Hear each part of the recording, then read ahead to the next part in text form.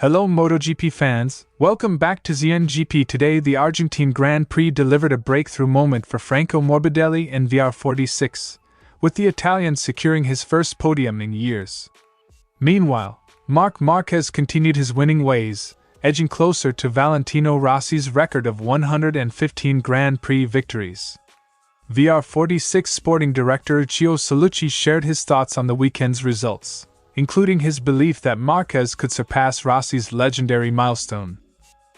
The Argentina GP delivered plenty of drama, with Marc and Álex Márquez securing a dominant 1-2 finish, Franco Morbidelli celebrating a long-awaited return to the podium, and Pecco Bagnaia once again struggling to keep up with the leading group.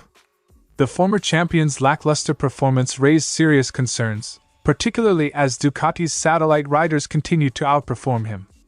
KTM test rider Pol Espargaró weighed in on these key storylines, highlighting the Marquez brothers' growing strength and the pressures mounting on Bagnaia. Reigning MotoGP champion Jorge Martin has been urged to take a cautious approach to his return from injury, with experts advising that he should not rush back too soon. Martin has already missed the first 2 rounds of the 2025 season and will also be absent from next week's race at the Circuit of the Americas. With no confirmed comeback date, his adaptation to Aprilia remains on hold. Don't forget to click subscribe button and the bell icon for MotoGP news update.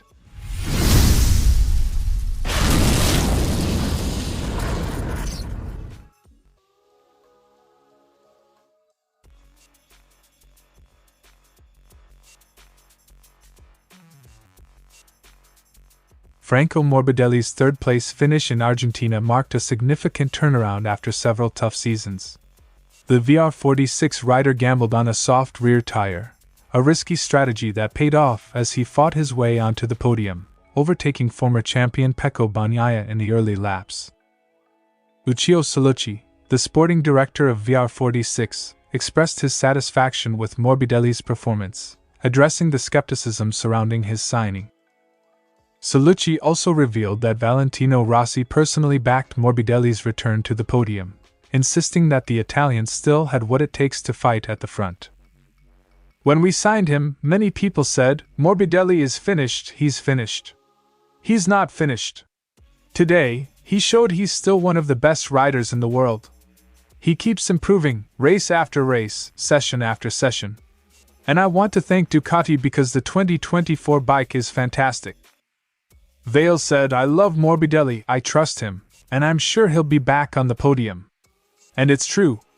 Quote from Salucci. While Morbidelli celebrated his long-awaited podium, Marc Márquez was the man on the top step, securing victory in Argentina and matching Ángel Nieto's career tally of 90 Grand Prix wins.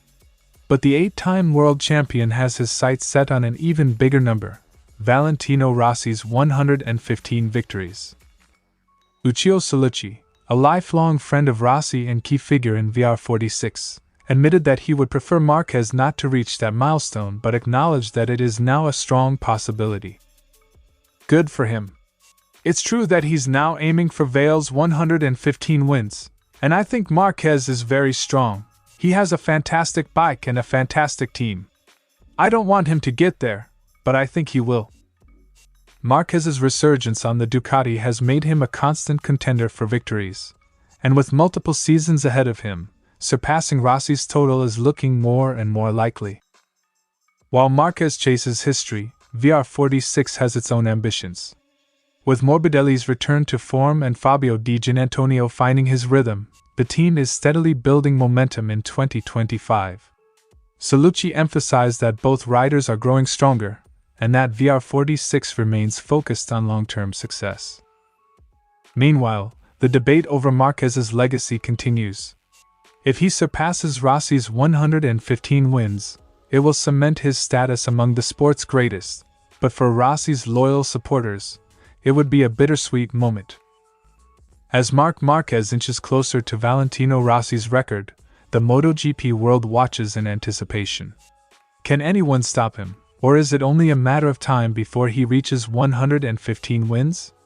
Meanwhile, Franco Morbidelli's podium in Argentina proves that persistence pays off, and VR46 will be hoping for even more success in the races ahead. The Marquez duo is proving to be one of the strongest partnerships in MotoGP this season. With Marc in outstanding form and Álex steadily improving, their ability to support and challenge each other is making a significant impact. Espargaro pointed out that having a brother as a teammate provides a unique strategic advantage. While other teams struggle with internal rivalries, Marc and Álex can train together, plan tactics, and share insights, allowing them to stay ahead of their competition.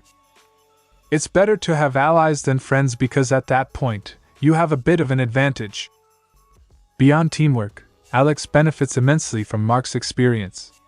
By studying his older brother's racing approach, preparation methods, and tactical decisions, Álex is rapidly developing into a stronger, more complete rider. As the season progresses, Espargaro believes the Marquez brothers will only become more dangerous, potentially dominating the grid for the foreseeable future. While Ducati celebrated another double podium with Marc and Álex Márquez, their factory leader Pecco Bagnaia endured another frustrating weekend. The former champion failed to match the pace of the front-runners, finishing behind not just Marc, but also Ducati's satellite riders, which raises serious concerns. Espargaro, who observed Bagnaia's demeanor in the pits, noticed visible frustration. The reality of losing to Marc Márquez is one thing, but struggling against satellite riders adds another layer of disappointment. I saw Pecco coming out of the pits, and his face wasn't very friendly. For Ducati's number one factory rider, being consistently beaten by independent teams is not an acceptable situation. Factory riders are expected to set the standard, and right now, Bagnaia is falling short of expectations. Espargaro believes Bagnaia's biggest challenge isn't Marc Márquez, it's the fact that Ducati's satellite riders are outpacing him. For a factory rider, this situation shouldn't happen. The expectation is that official factory bikes will always have an edge, but right now, it's the satellite riders who are taking advantage of Ducati's strengths. What's costing Pecco the most is not the fact that Marc is beating him, but that other riders with bikes that aren't 100% official are ahead of him. This reality is intensifying the pressure on Bagnaia. If he cannot turn his season around soon, Ducati may begin to question his role as their lead rider. With Marc Márquez thriving and Pecco Bagnaia struggling, the balance of power within Ducati is shifting. If Álex Márquez and Franco Morbidelli continue to impress, Bagnaia's status as Ducati's top rider could be in danger. As the season moves toward its crucial European rounds, Bagnaia must step up quickly. If he doesn't, Ducati may find itself rethinking its future lineup, and Bagnaia could face the biggest challenge of his career. Jorge Martin's highly anticipated debut with Aprilia has been put on ice after a series of setbacks following his preseason training crash. The Spanish rider suffered fractures to his radius and scaphoid just days before the opening race in Thailand, requiring immediate surgery. MotoGP analyst Michael Laverty believes Martin must focus on long-term recovery rather than rushing back to defend his title. The reality is that he's got to give his body time. It exacerbated the start to his season. He's in the doldrums, he wants to be on track, adapting to the Aprilia, defending the number one plate. But he's got to wait it out. Quote from Laverty. Aprilia has yet to confirm an official return date, with team bosses acknowledging that the scaphoid bone is particularly tricky to heal, especially for a motorcycle racer who relies heavily on wrist strength and mobility. Martin's transition to Aprilia was already proving challenging before his latest injury. After clinching the 2024 MotoGP title with Pramac Ducati, Martin made the controversial switch to Aprilia, following Ducati's decision to favor Marc Márquez for their factory seat. However, Martin's adaptation to the RSGP has barely begun. A high-side crash during the opening laps of preseason testing in Sepang ruled him out of further running, forcing him to miss the crucial Buram test as well. He was set to race in Thailand but suffered another crash in training that aggravated his injuries, ultimately forcing him to miss the season opener. Aprilia is keen to avoid unnecessary risks, knowing that an incomplete recovery could jeopardize Martin's long-term competitiveness. With Martin now confirmed to miss the COTA round next week, attention turns to when he might be able to race again.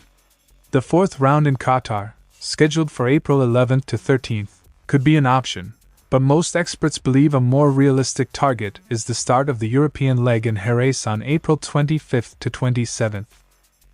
Come back in the European leg of the season, start getting to grips with the machine. He missed pretty much all of preseason testing. It's a massive shame not to see the number 1 plate on track. Missing the first few rounds will be a huge setback for Martin's title defense, but with a 2-year contract at Aprilia, his priority must be ensuring he returns in peak condition rather than risking further complications.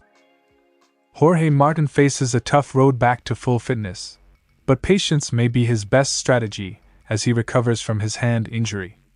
While Aprilia has yet to set a definitive return date, all signs point to a potential comeback during the European leg of the season. Until then, the reigning champion will have to watch from the sidelines as MotoGP 2025 continues without him. Thanks for watching ZNGP today, and this is your MotoGP news update. See you next time.